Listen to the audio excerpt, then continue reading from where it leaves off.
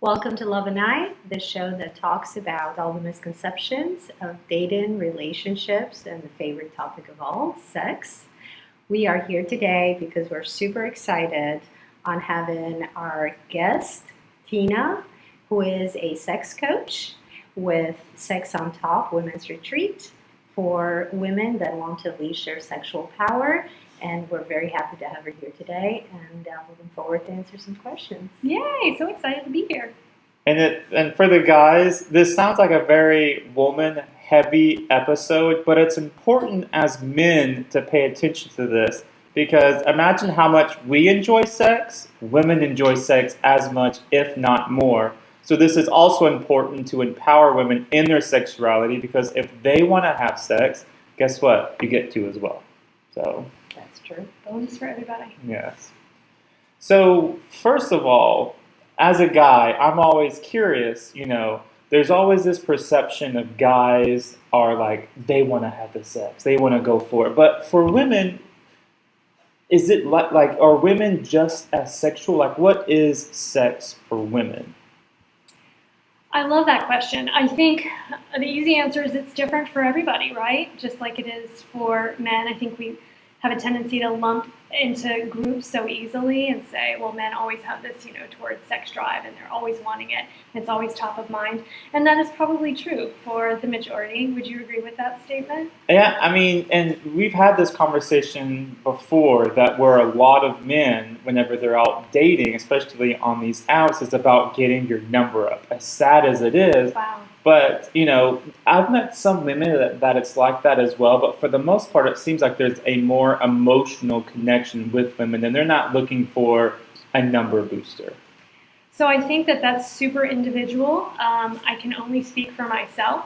And I can tell you that I thoroughly enjoy sex as much as a male, if you want to make that kind of a comparison. Is it on our minds every 6 seconds or whatever the generalization is? Not for me personally, but there were times in my life where that was certainly more heightened than others. So I think that there's a little bit of this ebb and flow that happens naturally for women at least. And a lot of that can be hormone driven. I feel throughout your life, just different cycles, what have you. But also kind of where you are in your life and what you've experienced, right? Whether you're kind of more in that heightened state more often than not. So what is sex for women? What does it mean?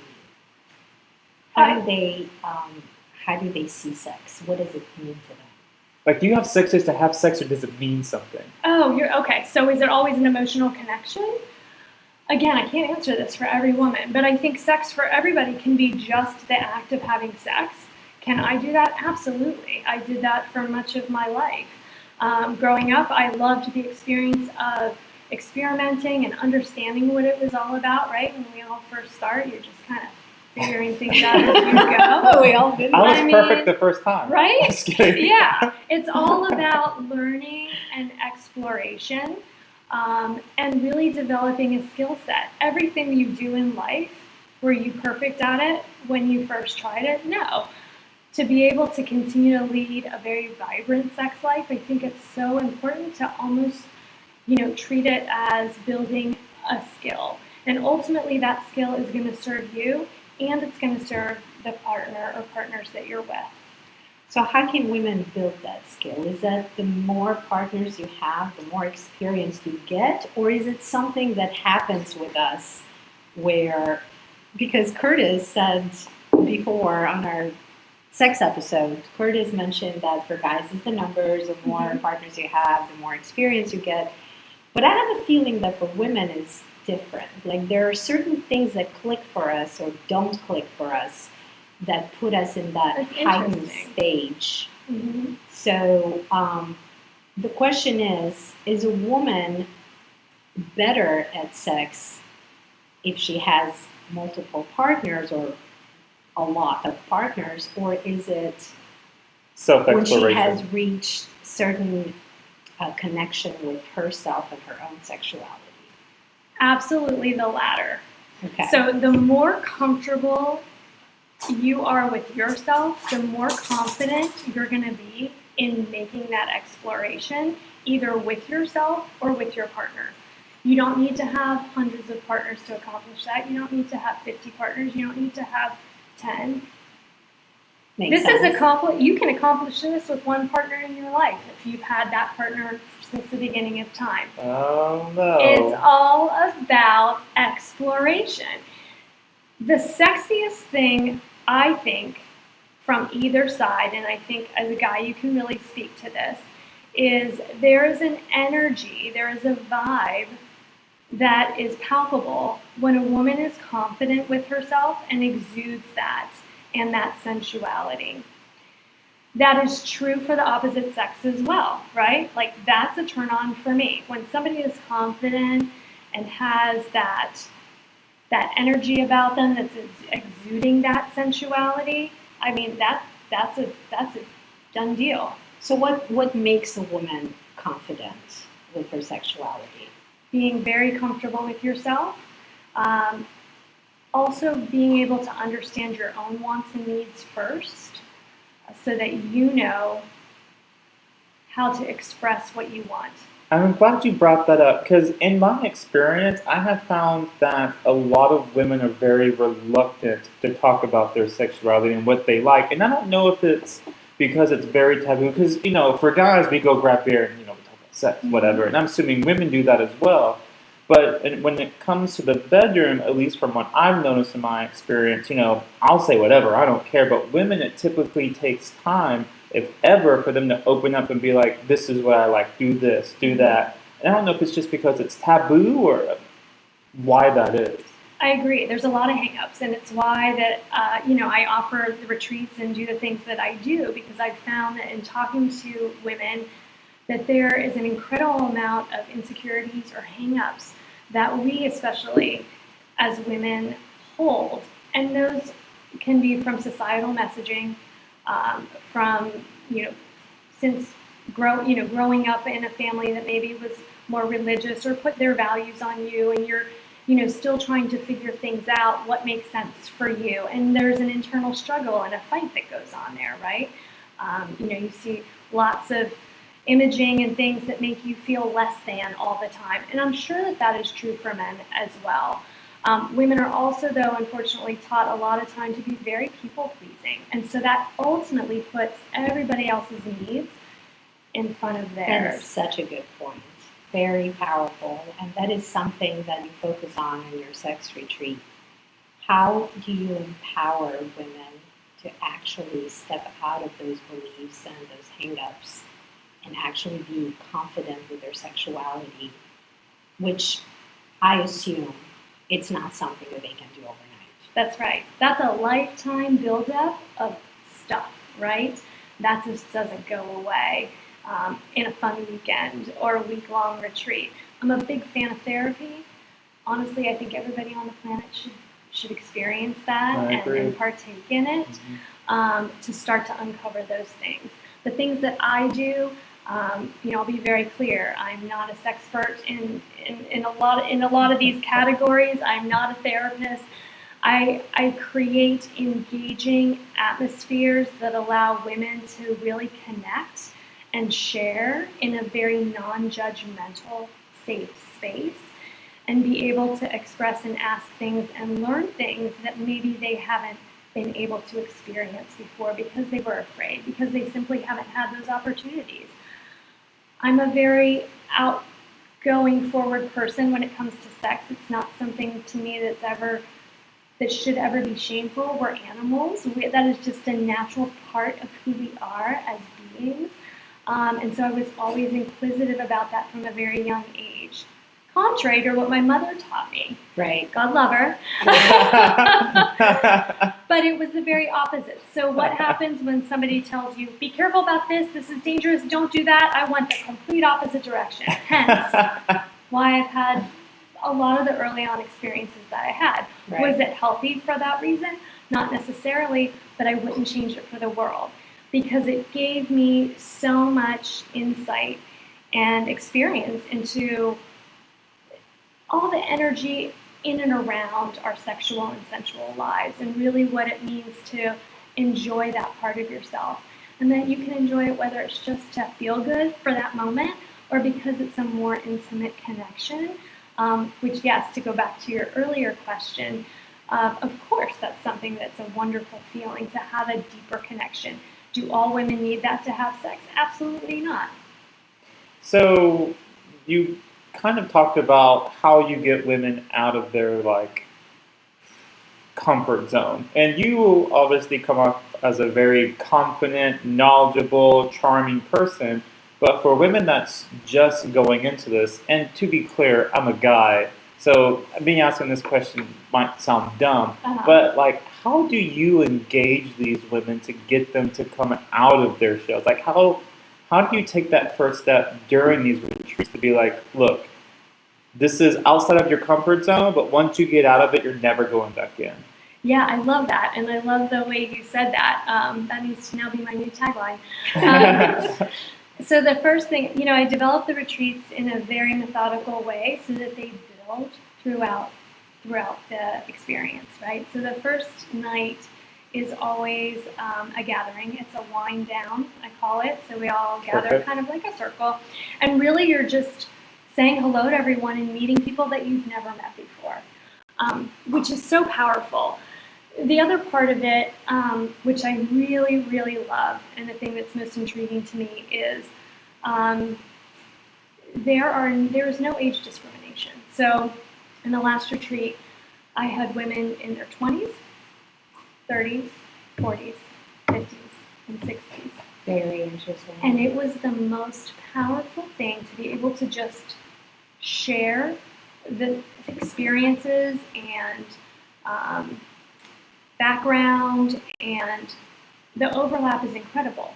We are all so connected. It doesn't matter where you came from, age, anything. We all go through the same shit, okay? I can swear on this show. Absolutely. Have you met Lori? I know. Well, I haven't heard anything come out of her mouth yet, so I just Give it time. Hey, I'm just giving you the spot. I'm being easy right now. So I take it haven't easy. gotten pissed off. So it's a beautiful thing. So when you release that, and I start off those conversations and get everybody really talking.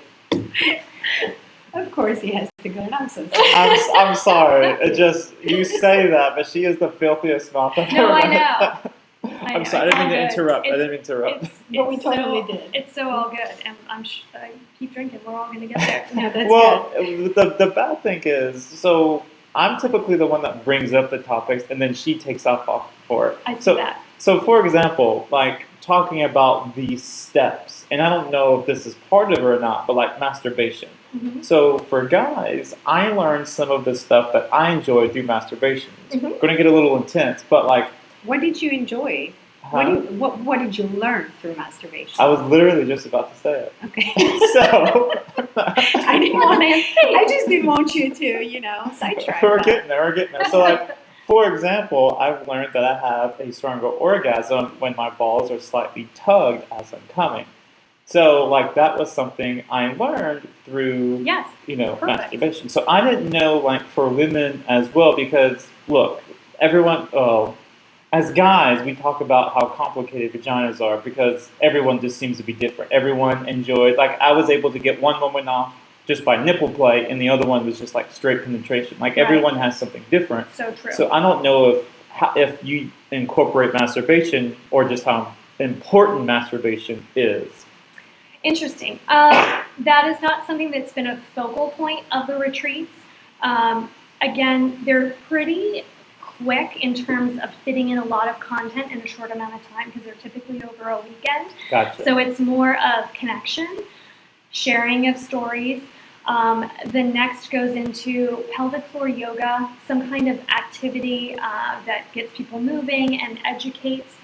So you're looking at me strange, like What the hell is pelvic floor yoga? So when you're having sex, have you ever had the experience where a woman can grip you with her vagina? Yes. Okay. That is exercising those pelvic floor muscles. There are ways to do that through yoga, positioning, posing, and activating those internal muscles to develop stronger muscles to ultimately give us a stronger orgasm and make you guys feel better too. Huh. Ah, So that was one of the components in the retreat. There's breathing involved. There's all kinds. It can go very deep into deeper layers, but that's the simplistic element of it. Okay. It can also help with incontinence for women, bladder control, all of those things. It's multiple levels. We do a sexy selfie photo shoot, so I get you to start loving your body, especially those Love parts that. you don't like or you think you don't like. I'll show you how to like them. Well, you see, guys, it seems like most women I've talked to, they always have that one thing they don't like about themselves, and I hate that because, unfortunately for me, I'm overly confident, and I don't think anything's wrong with me, and it's crazy. Thank you for your Is this honesty. a guy thing or just a Curtis It thing? might just be amazing. It's a Curtis thing. But it's weird because like there's a lot of beautiful women that they have that one thing. It's just Yeah. like Well, drives me the crazy. thing is that we focus on one thing that is wrong with us. That's what happens. Instead of the 95% 95 that that is is wonderful that we perfect. love. And I've never understood that. Or that we think is wrong, but they look and go, I don't know what you're They talking don't about. even notice it. Right? Absolutely. Yeah. Like my wife brought something up today, and I was like, I have never, literally, I've never noticed that before. And now she's just pointed it out to you. So you're like, oh, well, no. It does That's the happen. other Once you flip point side, it right? out, they kind of look at it like, oh yeah, that's right. Wait, that is there. I'm just Yeah. kidding. No. Like, and it does affect like that. That's a good point that you bring, because once we focus on that one thing that is wrong with us, when we have sex, we make sure that we're not in a position That's right. that you can see it. That is so true. That is, We're not turned a certain way. The light is not hit in a certain spot where the stretch markers is showing, or the belly is kind of hanging on one side, or our breasts are kind of like We're very lopsided. aware, right? Yeah. We're And hyper it's so, aware. it's like, it's so weird because it affects our whole experience. That's right. So, this is one of the main things that you can start to work on as a woman or a man or whatever it is. Because everybody has hang-ups. I don't care who you are. Unless you've really, like, you've hit Zen level, like Curtis. You don't care who you Has are. hit Everybody Zen has level. hang-ups. I'm so comfortable and confident with my entire being. Yes. I think that's My forehead. fantastic. And that's the goal, right? That's ultimately the goal. I'm a pretty confident person, as you said. I can tell you that there are still things that, I struggle with, but I don't let them take over. So that's the difference, right? You can have the thought and you can have that moment, but then kind of bringing it back to, number one, life is short. There's no such thing as perfect. It's all in the eye of the beholder, and you're the first eye. So you have to love yourself first. Oh my God, that is so beautiful. that's true, It's though. in the eye of the beholder, and you're the first eye, so you have to love yourself first. You embody it. You see it every day. So you have to make sure that relationship with yourself is number one in terms of that. I guarantee you the guys are not focusing on any of those things. I've been told that because I've had those conversations with a lot of men, and they're like, I don't know what you guys are talking about, what weird angles you're talking about putting yourselves in. We don't see any of it. We are in the moment. We are crazy visual people. We're watching the penetration. We're looking at this and that. We're feeling this and that. None of the things that we're thinking of, they're thinking of. The other problem with that is it takes us out of being present, Right. which I think can be the number one problem Seriously. with women and partners having sex. I have to stop saying women. Partners having sex. That is such a key element. I know for me it's really important. If I start thinking about, God, I gotta take the trash I'll out. bring it up when she's Bring done. it up. Okay. No, I'll wait till Trash she's out. dying to. What I know, whatever it is, your head is somewhere else, and immediately is going to take me out of it, and I'm not going to have an orgasm. It's and so I want to true. have an orgasm. I am there for the orgasm. That's it. So, okay, I'm going to let you go first because I had a question on this, which I think it can relate better. as I a can't woman. wait to hear what it is. Okay, so Curtis, Tina, we're so excited to have you here, and Curtis is even more excited. So I'm really going to let him take, so one of my favorite things that she has brought up is when she has sex, she will fantasize while she's in the moment. So you talk about how you need to be in that moment, but she says while she's having sex, she'll think about like she's on a beach or she's somewhere else. Like she's fantasizing. I'm in the 1800s with the king. And But she's with her partner. Yes. Right? Okay, you're not He's like not checked somebody out. else. I'm on vacation. I am sunning role myself. playing in my own fantasy. It's Yeah. like, and that's the thing. That is something that I use to stimulate myself. Very normal. is it? Thank So you. normal. So I heard that and I was just like, really? Yeah, I mean, not many women, talk about it. yeah. Many things we never talk about, and it's part of us Yeah. holding that self-expression with us. We're not going to tell our partner. We do tell our friends, Yes. close friends here and there, but it's something that stays with us, and it doesn't have anything to do with not wanting to be in the moment or with the person you're with. That's right. It has everything to do with how you're stimulating yourself to make the experience even better. Yeah. So think about it. If you are not able to travel, you're not able to take vacations, you're not able to be in exotic places, you're not able to you always have sex in your bedroom in the same bed. Yeah, fair. It gets boring after a while. I'm sorry, but you haven't been married for 14 years. Look, it's and okay. I know we don't have this conversation after 14 years, but And that can be considered a kink, kind of going to It a is a different, kink. Thank you. place. A fantasy role playing would feed into that, things like that, right? That's kind of where that can lead.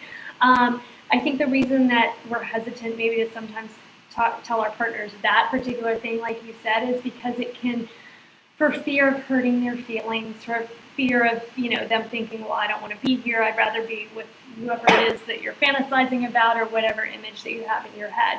Yeah. So I've experienced both sides of that as well.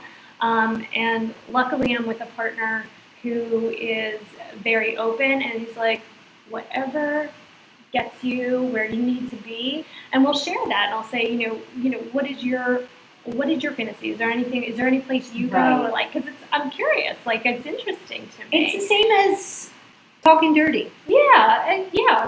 You're internalizing a little bit more because it's within your fantasy, unless you're. It is within your vocalizing fantasy, it. and if you are with the right partner, like you said, with your partner, that you're able to vocalize it, then Right. it becomes a more intense experience for both. Yes, You totally. can start the role playing as you are starting to make out, foreplay, have sex. You start talking about you are so and so, and we are over here, and we're Mhm. doing this, and You're starting that fantasy, and it's not like you are somewhere else with somebody else. And this is what guys always get wrong.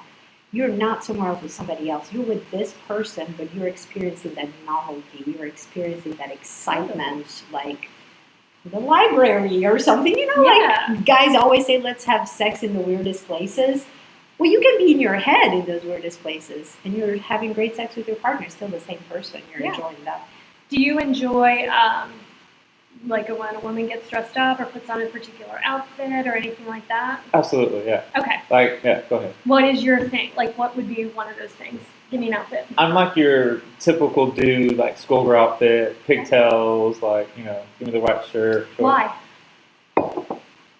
It's a good question, and I feel like, I think it's a great question.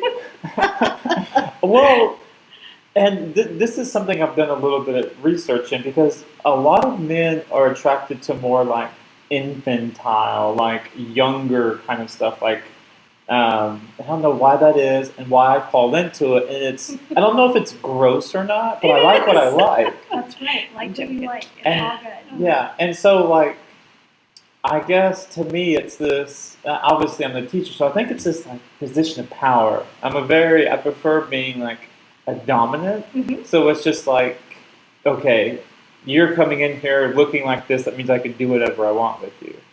So so a lot of my fantasies lead into this me being in a dominant position, and I guess maybe it's like that for some guys. Like some guys I know, like they enjoy being pegged or just completely humiliated. Mhm. Like that's what some guys are into. Right.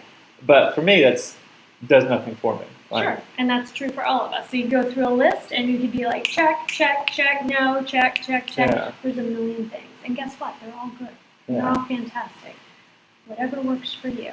But to deny yourself being able to think that, or think that it's wrong, or think that I'm bad, or there's something wrong with me because I think that, that's where it starts to go bad. So do you think women are judging themselves, or is it more of society judging women for being sexual and open Well, about it? society judges women for those things, and then women get that feedback, and then they feel bad about it. I mean, where I come from, do we come out of birth thinking, "Hey, right. we don't have those issues immediately. We learn those growing up. Where do we learn it from? So society. how can women in, let's say, relationships, marriages that come from different cultures and not as emancipated? I mean, where I come from, you just don't express what you want sexually. It's not something I lived here for a long time and I still struggle, even though I'm open-minded, even though I'm confident. Yeah, I still struggle. There are certain things that I feel ashamed. Mm-hmm. I feel ashamed if somebody is listening to this podcast right now from my country, and they're actually, I'm telling you, they actually are listening to me right now, and they're like, how can she be so open? This is so wrong because it's taboo. Mm-hmm. So how can women in marriages, in relationships that are from different cultures, how can they not feel ashamed for wanting to be sexual? It's a heavy one, and it's a delicate one because, again, most of that is based in, would you agree, religious philosophy. Religious, mostly cultural, structural than religion. Let's leave the religion out of it. That's a huge part. Okay, because a lot of cultures are heavily based in. Yes, there are, but there are certain cultures that are not basing those beliefs into religion. It's mostly on women should be a certain way and men should be a certain way, so the differences of sexes, and it's not acceptable for women to be more traditional. There are even here traditional roles. Traditional roles, but more of suppressive roles for women. It's not even here, believe it or not. I dated someone that believed that women's sexuality is connected to promiscuity. Did I say it right? Promiscuity. Promiscuity. I thought Okay. you said it perfectly. I'm foreign. So, and I was shocked. That he had that. That automatically stopped me. Wonderful. I'm glad to hear that. Yeah. I mean, it just wonderful. That's all I wanted to hear. All I wanted to hear what his opinion was on this. That I did not want to have sex with him, and I did not want to explore anything with him. It'll shut that down real quick. Oh, it shut it down really fast. So I think a lot of women, it's not just how they feel about themselves, the confidence to express themselves, but also what would somebody else think of them. That's right. And again, that goes back to that messaging that we receive since birth. We're all, what's the word I'm looking for? I've lost it because I've had too much. A product of our upbringing, right? Yes. And our experience. I could have had a very different experience if I had been born in India.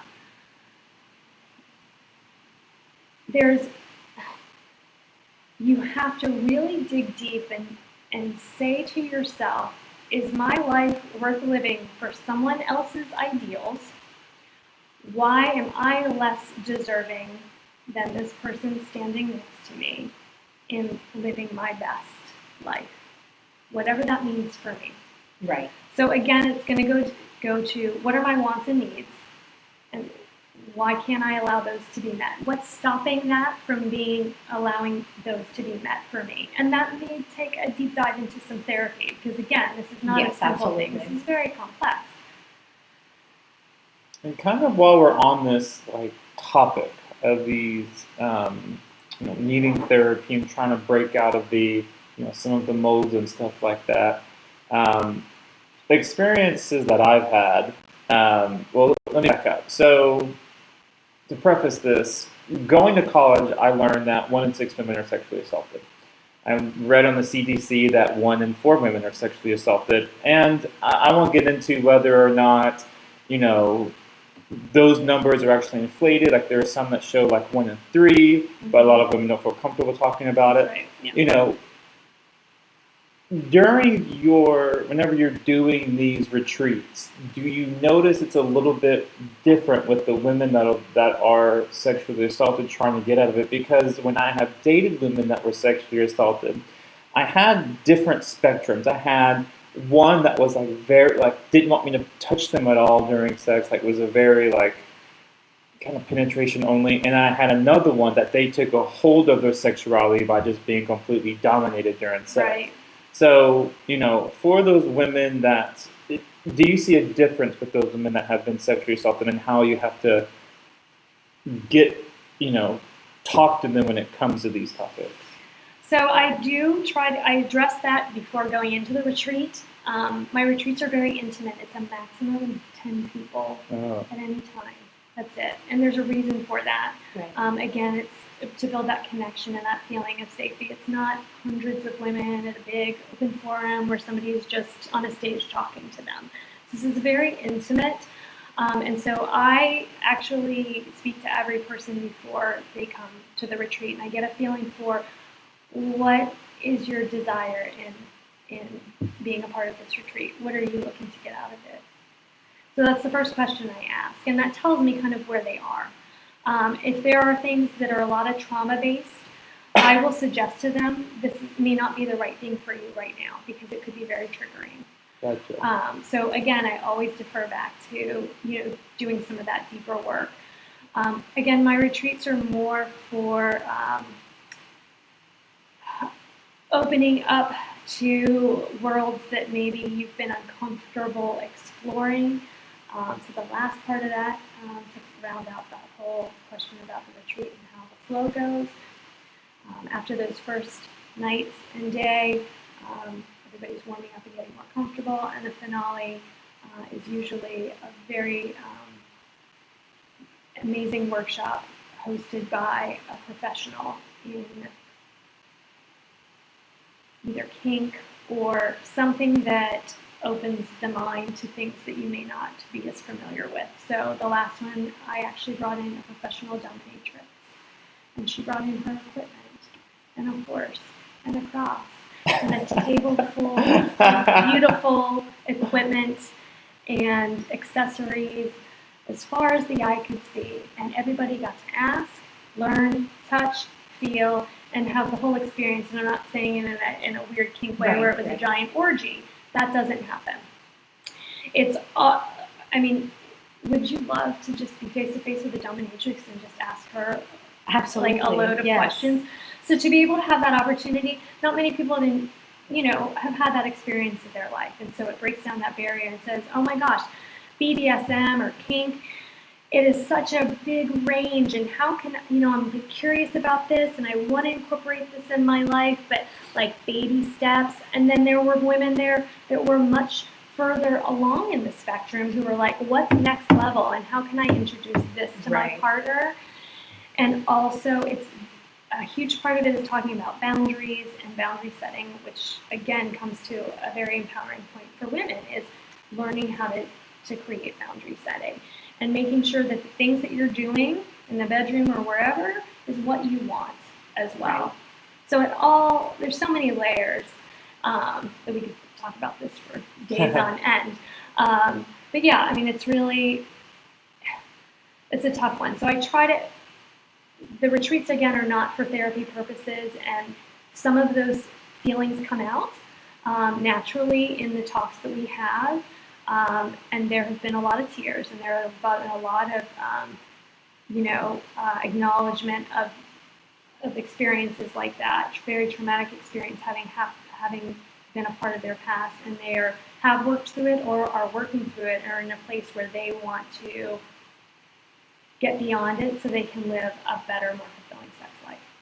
So it's awesome that you do this for women, because again, in my past, most women are very reluctant, and I would love nothing more for women to be a lot more forward about their sexuality. Right? Yeah, it makes it so much easier for everybody. It does. Like, talk to us. and that's. Well, do you think men are just as open?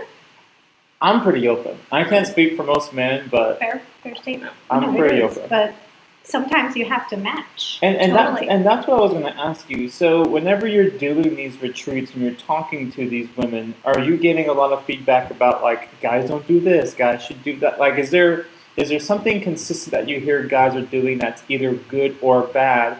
And in addition to that, is there any advice you would give guys to help empower women going into or coming out of these retreats? So I have to say there's not a whole lot of talk about my guy doesn't do this or I don't experience that. It's all about the women that are there. They are not comfortable with themselves. They are the focus. It's not necessarily that, although that is a component. But remember, it's about them being more fulfilled first. When you're fulfilled or know how to achieve the things that you want, sex is a two-way street. I think it's Sex with Emily. Pretty much usually everybody on the planet knows who she is. She's an amazing sex coach and she has her own podcast, and you really are responsible for your own orgasm. I think she's the one who says that. And I love that statement, and it can sound confusing. But if I am not communicating with my partner and they have to be a mind reader about what's going on, that's not their problem. That's my problem. I agree. So it has to, again, it all starts with you. So what this retreat is about those individual women coming to it for themselves first so that they can be a better person, not only for them, but for their partner. So they're learning things that they can apply personally to themselves, whether it's through masturbation or to spice up their life, because that's going to also benefit them and it's going to benefit their love life. Absolutely. So again, it all really, the most important thing is it starts with the woman. If you don't mind me asking, how long have you been doing this for? I've had only a few retreats. This is it's very a new endeavor for me. It's an area that I want to go into full force, and it's where I'm trying to create the trajectory of the rest of my life. Well, let me rephrase it. So how long have you been interested in doing stuff like this? I see. I feel like my entire life, if that makes sense, only because I mentioned as a young child, when I wasn't given the information, probably at like the age of 7, is as far back as I can remember, I was finding, I have no idea how, books on the subject of human anatomy and sexuality. And I was reading those from a very young age. So I'm deeply, deeply passionate about it. I don't know what it was that was a draw for me at that age, because that's quite young. Yeah. So I think it was just more of like intrigue and like you said, how do we learn first? On ourselves, right? What feels good? So what is this doing to me? Why do I like this? Why when I rub that, this happens? So it was more of that just learning journey. And then it just expanded into, wow, sex is like a great part of your life. And as I got older, and I've always been very open in talking about sex, I've learned from so many women to this day that there are still so many hang-ups and just lack of knowledge that it makes me very, very sad that they're not living their best sexual life. Yeah. Time on this planet is so short. One area you should be able to enjoy. And that's exactly why I was asking that, was because from my point of view as a guy, it seems like these past 10 years there's been a revolution of women's sexuality. And, for example, Lizzo, a lot of people see her as overweight, but what she does on the stage, I guarantee you 99.9% of people cannot perform and do that. She's incredibly fit, but, there's still people that are against that, and whether or not there are health issues, I can't speak to that, but there is more of a body positive, I feel like, and I was curious if you've noticed that, one, and two, there's obviously still a lot of ways to go, because like I said, people look at Lizzo and they're just like, oh, she's overweight, she's unhealthy, and that's not necessarily the case. It's so nice to see the direction that things have gone in the last, like you said, decade or even more. It's really started to go there. Are those other images of what the traditional beautiful woman is supposed to look like still out there? Yes. I mean, you even Look have at like the mannequins, like 98% of models. Yeah. But having said that, there are more models and there is more representation out there. And Instagram and social media has also brought more to light of what just being you, authentically you, that's beautiful regardless. So yeah, you do see more of that, and that's a great thing. I mean, yeah, I would hope so. For me, sexy is not a size or a shape. It is how you own it. So Lizzo, I think, is a perfect example of that, right? Yeah. She owns She it. owns She doesn't it. care. She doesn't Love give a it. shit. She's Love out her there. confidence. And where does it start? Because it starts with her. Yeah. Yeah. You don't like it? You don't have to have it. Somebody out there 100%. likes it. Yeah. And go ahead, sorry. Oh no, go ahead. Yeah, I was just gonna say, and that's what I love about her is, you know, and I gotta be honest. 10 years ago, I probably would have thought she was overweight. It took time for me to learn and understand that, you know, everyone is beautiful in their own way. And I had a lot of preconceived conceptions because I grew up in a very conservative household. So I had this like skinny, size 2, like, you know, that's what I expected. But as I've grown up, I've come to realize, you know, wow, I'm into a little bit of thicker women or stuff like that. So, you know, it's been interesting just my own personal growth this past decade from learning the different things about women and stuff like that. Because I'll admit, like, again, as a guy, you know, women can tell me about their lives all day long, but I don't experience it. That's right. Yeah. So the best thing I can do is just listen as much as I can. And that's why I think it's important, guys, listen to this, is just listen as much as I can, because I'll never fully grasp it, but I can come as close as I can to understanding it. Totally. And that is the best kind of partner you could possibly be. And just the best human you could be. Like, you're just a great person, right? Because it's all about empathy and just understanding that other side, the other person's point of view and where they're coming from and what they experience. Men have their own set of things that you guys deal with. Yeah. You still have, there's body shame, there's a lot of things. But we get away with dad bods, though. So. It's not just dad bods. There are other insecurities too. That's true. They all have it. Having said line. that, it was brought up to me, and I wanted to ask you what your thoughts or feelings would be about having a similar retreat offered to men. Oh, that's a really good question. I've never thought of that before. I do feel like there are, and I can think of a few off the top of my head, I feel like there are a lot of guys that need it, frankly, and a lot of guys that need to be more in touch with their own sexuality, one, and two, understanding how making their partner feel powerful or sexy as well helps you, you know, in the long run. And so I think for the most part, guys are a little bit more open and vocal about what they want. So it's more maybe understanding the other side of the equation. You know, I think guys for the most part, you know, they get their part of the equation, but it's the other part. And I think there's a lot of misconceptions and misinformation, or maybe guys just don't listen. I don't know. But there's a lot that, you know, I'm a big advocate that guys should spend a lot more time learning about the other half of the equation. Because, like you were saying, when you feel empowered, it just makes you feel more sexual. Makes you want to do more things. So I think the retreats would be a little bit different for guys, but I think it may even be more powerful for guys because there's just even on the topic of consent itself, you know, the amount of guys that don't understand what consent is blows my mind. Yeah, it's amazing, right? Yeah. I mean, there was go ahead. I just have a question on that. Do you think men are confident about their sexuality? Do you think men's main concern is how to please a woman? Or do they, how to please themselves? A lot of it is about pleasing yourself because guys are dumb. Guys aren't stupid. So So here are you know, I mean, we have been there, we have heard stories.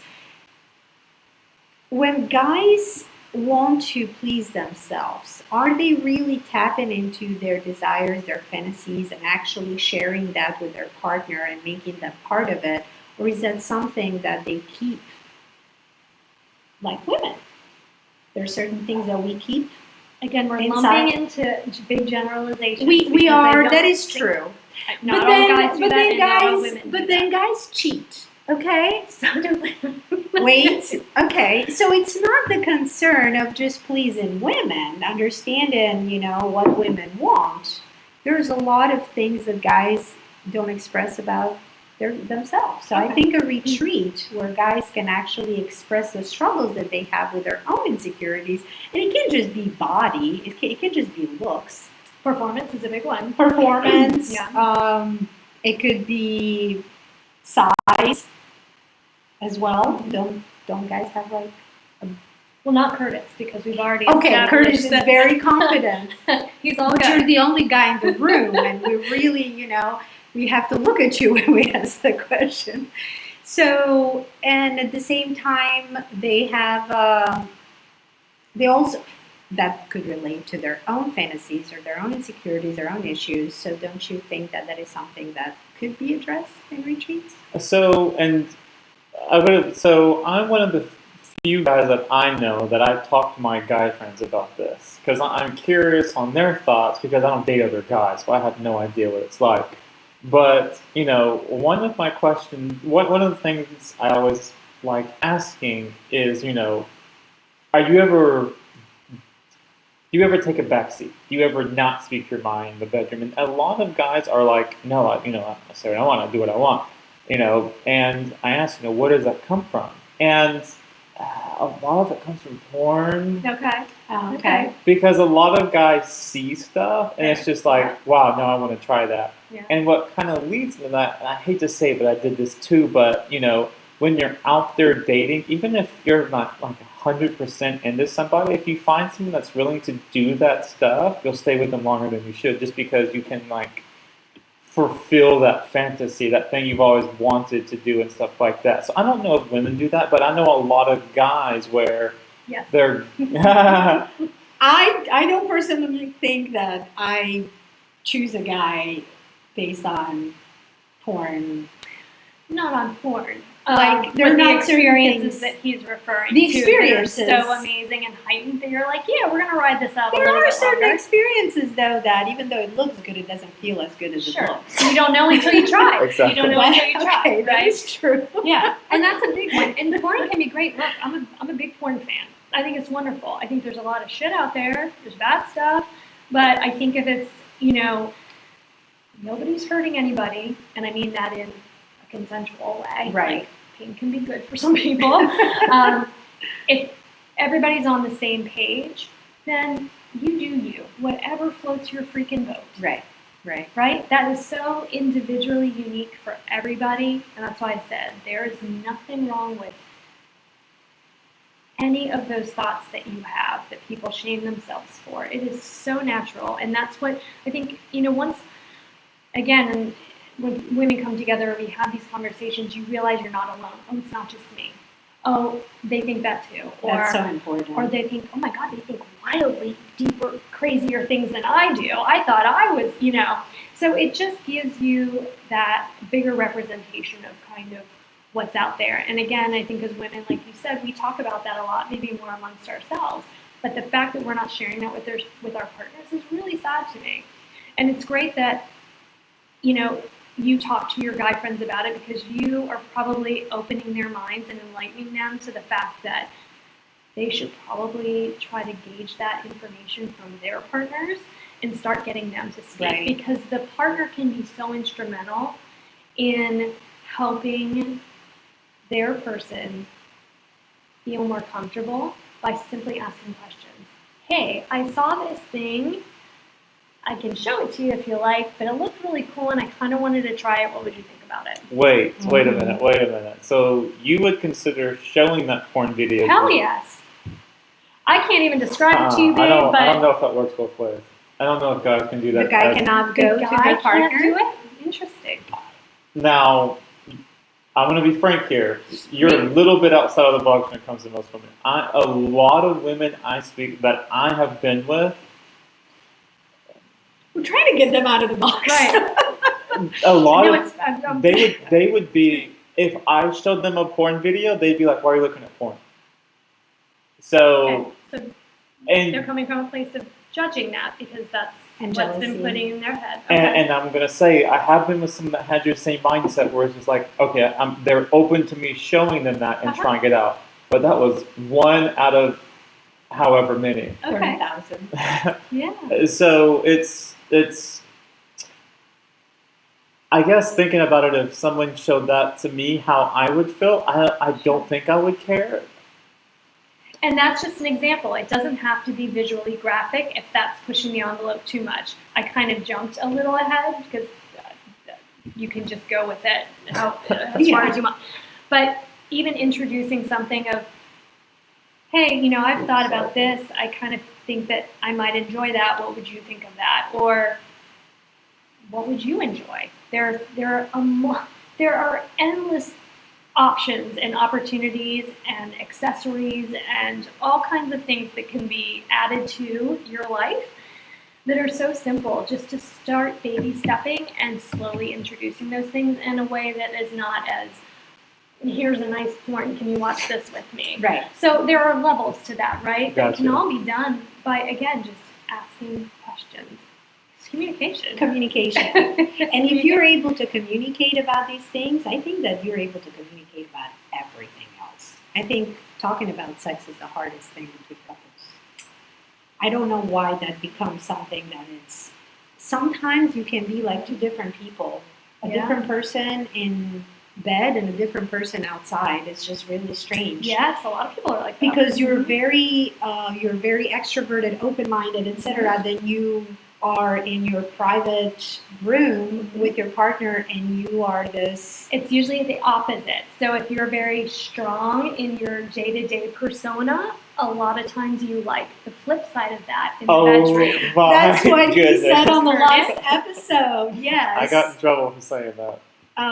It was with Women women in authority in careers, in different careers that where they have authority, they actually prefer to be submissive. Correct. Okay. It's usually the flip. Hilarious. Yeah. So I have been monopolizing this conversation. Do you have any questions? Because I have a couple more. No. I mean, it was all yours. I mean, how many chances would you get to talk to Tina? Well, hopefully there'll be more. So, well, I wanted to focus. Sorry, go ahead. I wanted to get something out for me. Okay. For women. I have a feeling I might know. Okay. So we do want to discuss what men need to know about women, but there's just so much that women don't know about themselves. So we're going to have to do another episode on going into specifics, but I really want to know orgasms. The hardest thing to reach, even ourselves. It is very hard. For me, it's extremely hard. Like, it's just one of those things that... Thank you for being honest about them. It is true, and I have been honest with my partners as well, because I didn't want them to think that there was something wrong, something that if they were lacking. It was something that I struggled with, and I knew exactly where that comes from, exactly that mentality, where I come from, how I viewed sex. It was taboo, it was bad, it was ugly, it was dirty, it was sin, it was everything. So any time that I try to explore myself or just be more out there and be open, there comes a point where it's just... So that is one thing that I struggle with. But also, that makes me a little ignorant on the different types of orgasms that are out there. I personally know of two. Okay. Which two do you know about? Clitoric and vaginal. Okay. And I think Curtis, did you? I think we had a conversation about a month ago. I have several more, but... Okay. So that's what I know. So that's what I know. Okay. Are there more? Are there things that we just don't know about our body? So let me break this down to the first point of what you expressed. Again, thank you for being so open and honest about that. And those mental blocks that you have is exactly that. So it's all starting here. So as you keep working on that and releasing that, then that's going to open you up more to be able to orgasm easier, more than likely, number one. Because everything, starts here. I think that's true for men as well. Like it's still stimulated here, right? Like you see a hot woman or whatever it is, you're enticed by something, so that starts in the brain. Starts there. Starts there. That's Immediately shifts. why I go into my fantasy. And so for some women, it has to be more than that, but it all starts in the brain, right? Right. The second is yes, there are multiple types of orgasm, and the crazy thing is, they probably haven't even figured them all out yet, which is what I love about women's health research. So, I gave you a nice little printout today, which you can share as part of this segment so can I ask if you the want. questions when I look at this? You can. Now, some of these, are even new to me. I had experienced the feelings of some of these spots and didn't even know what they were, and now I know that I've experienced those. So I'm like excited. I'm like, this is awesome. Now I can have a name or kind of an association with what's happening, right? So you can actually identify which type of orgasms you're Yes. having. That's so awesome. Okay, so the ones with the stars here, yes. all these with the stars, they're the different types of orgasms. So the first one, I'm going to go, okay, so You want to go in G-spot. order? Okay, you know that one. That's a Okay, given. so is G-spot the same as vaginal orgasm? So I feel like this is where it gets a little bit murky, right? Because it's all part of the vaginal canal. Like, Okay, really, so it's hard there. to divide that in so many subsects is going to be a little harder to do. But there is a separate actual one that they consider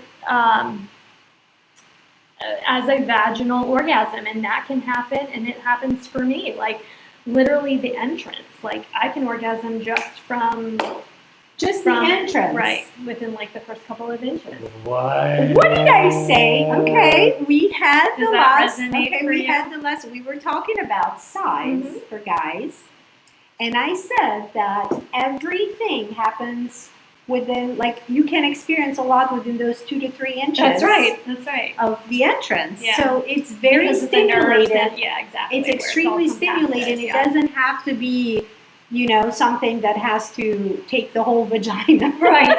Right. Like even that is very stimulating. Right. So that is interesting. The other one that I saw that we know it's clitoral.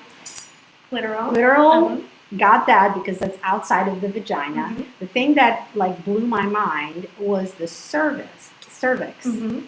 I didn't know that there was a cervix orgasm. Yeah. So it can be. So all of these, by the way, are extremely individual, just like all of those kinks and all of those desires and all of those things. And that we they talked feel about different? before. And they all feel totally different, and that's the magical thing. Guys can come pretty much The one same. way. Wow. The beauty of being a woman, considering all the shit we have to deal with, is that we get to have multiple types of orgasms and multiple orgasms if you can get yourself to that point. It's a beautiful thing. It's worth exploring, and this is where self-exploration comes in, and with a partner. I've always found it better, a little easier for me in a lot of these cases to do it with a partner than doing some of these to myself. It's just my personal preference. Right. So I discovered, and this is where size and length do come into play. Okay. Uh-oh.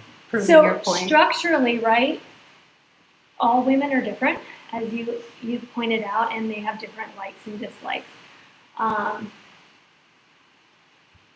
Where the uterus sits on a monthly basis and how things shift on a monthly basis also impacts sex. Wow, I didn't know that. Have you not felt a difference in a certain time of your cycle having sex? Yes. Like, oh, that's a little But- bit more uncomfortable. Yes. Mhm. Oh. Because I It's feel shifting. like, especially right before my cycle, I feel like I have a lot more pressure. Yes. I just like to think I've gotten bigger. Go with that. We'll let you have that one. Yeah, so there's a shift that would happen. I am now in menopause. So I don't have that shift anymore. I am dealing with a whole another set of issues that I am learning about, which is super fun. Women get all the good stuff. So, but to that point, my body shifted again, and where I was able to have a cervical orgasm before, I have not been able to since that transition So how happened. does that relate to the size? So, Like it has. I was only able to do that with one particular partner, and that partner was very much longer and equally girth, but it was the length that allowed it to hit that part of Is me. it like a certain position? It actually happened in either. And here's the only thing that I'm Sorry, I have so many questions. I'm unsure about, because if you notice here, there's an A spot, and this spot, you mentioned this before, is actually just a few inches above where the G spot is. Mm-hmm. So it actually could have been hitting my A spot and not my cervix. That is what I'm not sure. And I don't know if I would ever know. I guess it depends on their anatomy as well. Like it depends Absolutely. on the curve, I guess. Like you are never going to have the same kind of sex with partner A or partner B. It's always going to be totally different. And I would imagine that's going to be. I don't know how inherently different that is for men, but it certainly is. I can only speak for myself as a woman. I can say the same. Okay. I have not felt the same way with two different partners. Yes. Totally different. I don't know. I always thought it had to do with how I felt about them, with my emotional connection with them. Biological. It's biological, right? So that's just mind blowing. So positions that I used to freaking love totally feel different to me now. With a different partner, it feels one way. Another partner feels it a totally different way. So we really need different partners. That's what it comes down to. That's so Curtis. The moral of today's story is to get the full range. We have been created to be pleased by multiple, and it's actually true. I like to think so. As females, even as animals, we were not monogamous. That's and right. Our bodies are created just the same as guys. Whole other discussion. We're going to go into the other one. Whole other session. But there are toys for that purpose. So, right, you can hit these other areas that if you can't hit those with your partner, you can hit those with toys. So there's a way around everything. So there are, I just wish I could show it. So you can maybe post it when you post your thing. Yeah, I will. But one thing that I did not understand, even where it was located, another type of orgasm is the love muscle, PC. So they're talking about the pelvic floor muscle. Oh, pelvic floor muscle. Okay. So we're talking about the pelvic floor workshop that I do as part of the retreat. That is talking about controlling and strengthening those muscles in sex. When I do that, I can feel my partner more. Okay. And they can feel it big time. So it feels like going from this to this. Okay. So of course, more friction is going to create more sensation. Right. For both parties. Yeah, that's so true. You can relax that. You can do it. You can do this. You can hold. You can release for a while. I mean, that's something you can play with, and usually that will also bring the orgasm. Because again, that's just part of vaginal canal at that point. And you are really working all that area with the tightness and the pressure and all that. I mean, it sounds like it's not a lot of work. It's just internal. Like it's just. Well, it's like a workout for your pelvic floor. It is. I guess, it's something so inherent to me that I just do it. Probably because I figured out that it felt good. And why do we do stuff? Because we figured out it feels good. I have one last question. If you don't have any, I'll just leave it. I know he does. I'll leave it for the end. You go ahead. You go ahead, because my question.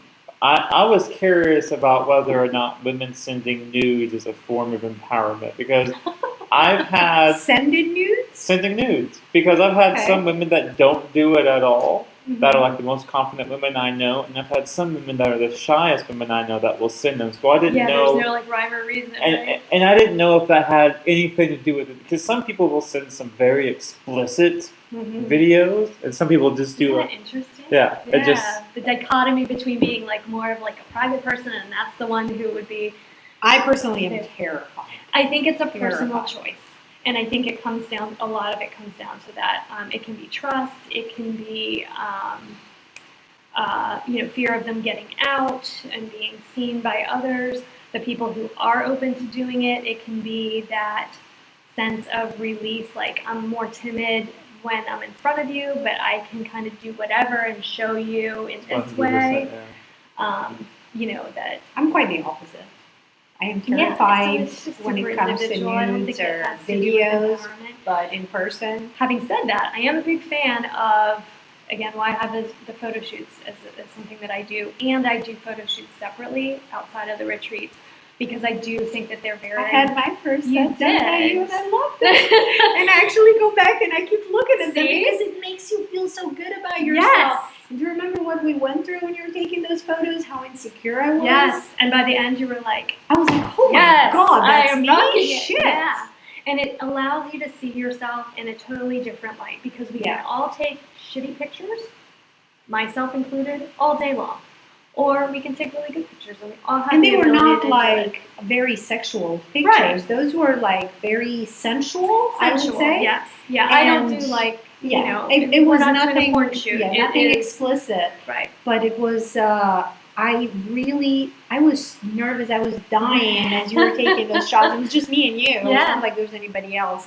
But then when I went home and then when you sent me the picture and I was looking in my quiet place, I was like, oh my god, it looked so Wow, good. I'm hot. Still didn't share it. Yes, wow, Because I'm they hot. were- That's exactly what we need to see ourselves, like to like it and say, wow. That's why she's doing that.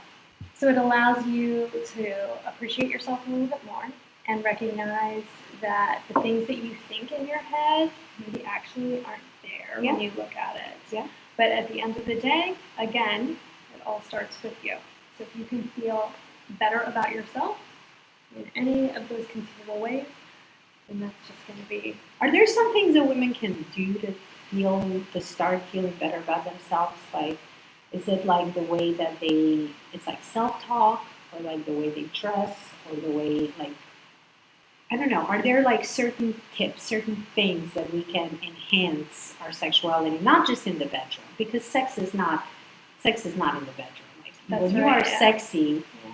you are all of you, the way you talk, the way you walk, the way you communicate, the way you move your hair, the way that you think as well is very sexy, and it's not just a sexual act. Right. So there's a difference between sexuality and sensuality. Right. So sexuality being like the biological or the act or the actual, having sex.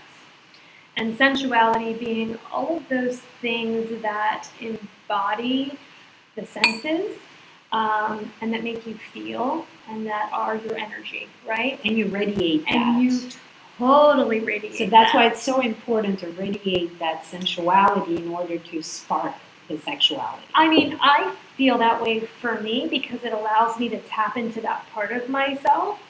I can dial it up or I can dial it back, right? But I am a tactile person, and I know what kind of brings me to my center and to kind of grounds me. So again, when I talked about being present with your partner, and we're like, all right, yeah, let's have sex. I haven't had sex in a while. Yeah, let's go. Let's do it. But I have like this and this and this to do.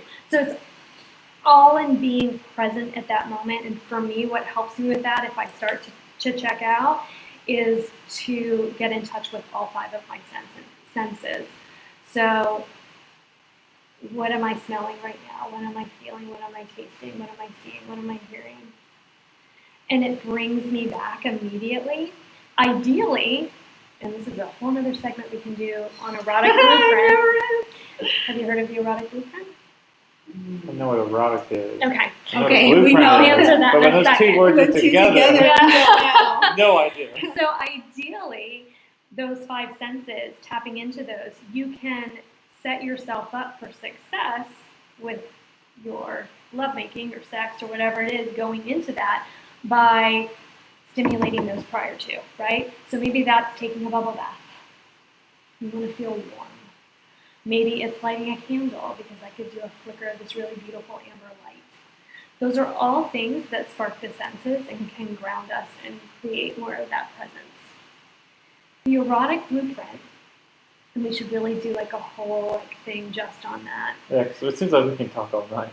Yeah, we can. So I'll stop. We don't have Well, to talk just a about that. little bit, like just a don't little talk bit. Hit us So with the teaser. our listeners are right. tuned for So the next erotic blueprint. You're familiar with love languages? Yeah. Mhm. Okay.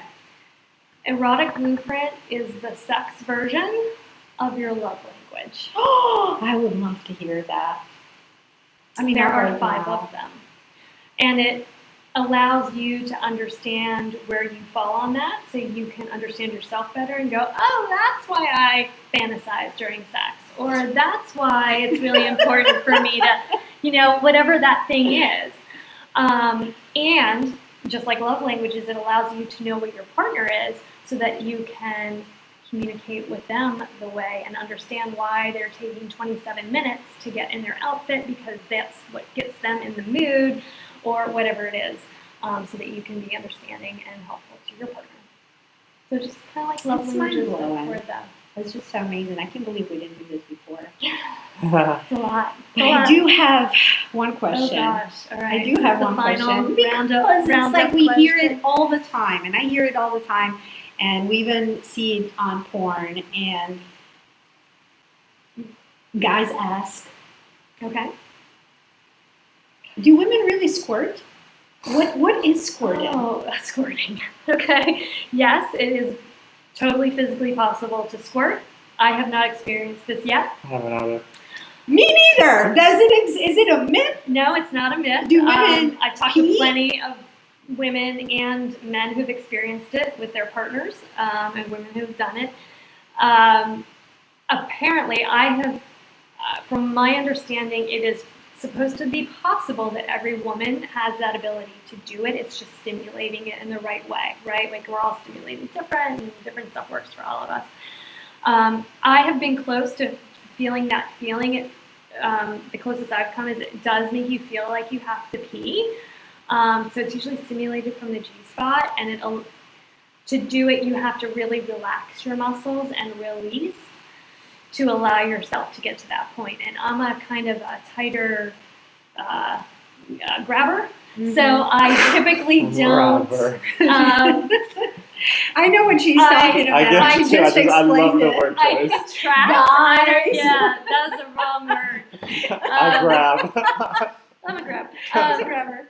I contract more than release, right? So for me, I just haven't gotten there, nor have I let myself get there. And G-spot for me, just personally, isn't my favorite thing. I have other ones that are like my go-tos for orgasm. So it's just not my personal preference. Having said that, I've heard it can be one of the most mind-blowing experiences in terms of orgasm to be able to squirt. I just saw Lori perk up. So it's well worth investigating. I mean, and I figuring still out have to work on the first Yeah. or second Yeah. before I can get there. Yeah. But all of my friends, to be honest with you, like all women that I have asked, none of us have experienced Right. it. So I didn't know if it was like something that It's guys not a made myth. up. No, I know, right? You know, And if like, you've seen it, I was it so looks hot, I crazy. made her squirt. And it's like, Okay, what? now to be fair, if you've seen it on porn, some of that is fake. Like Right. they can do anything. I Can didn't be think it was faked in porn, physically by the possible way, for like women cum to shot, all actually of that. ejaculate. But it is possible, and it's a Okay. gland in that region. It is not urine itself, but it is a gland that produces a lot of liquid Wow. to the point where it will soak your Where is that? entire. So it's usually stimulated from the It's G probably the spot. But A you'll spot. notice, no, it's from the G spot. Oh wow.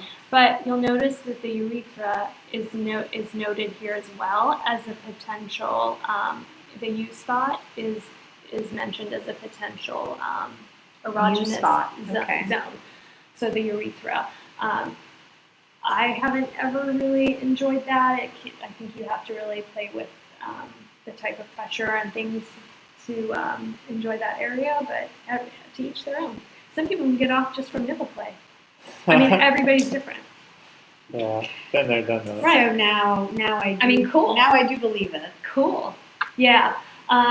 Yeah. It's a lot of cleanup. So I would be willing to experience it, but I don't know that I'd want to do it all the time because it's a lot of prep and cleanup from what what I understand. Well, That's Tina, crazy. I really thought that guys were full of shit, but I oh, guess it's true. No. Have you ever experienced it no. with anyone? See how rare? It's very rare. I don't know what the percentage is. I'd be curious to know what the percentage is, but believe me, there are lots of people who talk about it. I have not yet to meet one woman And that at least admits it. yeah, That's another thing. yeah, I don't know if they would be ashamed of it, but it's just again how we're made. Yeah. Everybody's different. Well, Tina, you have been fantastic. Well, Amazing. It's been a blast. It's my favorite thing to talk about. And we will talk again. We're gonna have our next episode on Wonderful. erotic blueprint. And I have some other questions. Cool. Of course. And everyone should check out her website, sexontopreatreats.com. Thank Check it you. out. Yeah. And then, as you continue to build your brand and do other stuff, and like I said, I think you've been fantastic. I think what Thank you're you. doing is great. So, yeah, thank you so much for coming on and discussing with us. Got a little personal, but Well, I mean, our podcast is very personal. We Yeah, share our I would personal hope so. experiences. That's what and, makes it that's what makes us connect with our audience. I'm going to have Tina's information on our Instagram channel. they call them pages. Page.